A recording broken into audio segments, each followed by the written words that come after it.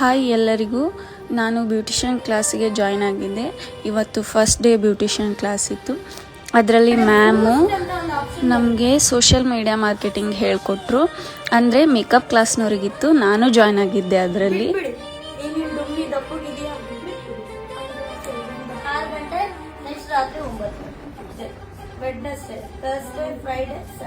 Social media class ಮುಗಿತಿದ್ದಂಗೆ ನಮಗೆ ಸ್ವಲ್ಪ break ಕೊಟ್ಟು ಫ್ರೆಶ್ ಅಪ್ ಆಗಿ ಅದಾದಮೇಲೆ ಬ್ಯೂಟಿಷಿಯನ್ ಕ್ಲಾಸ್ ಸ್ಟಾರ್ಟ್ ಮಾಡಿದರು.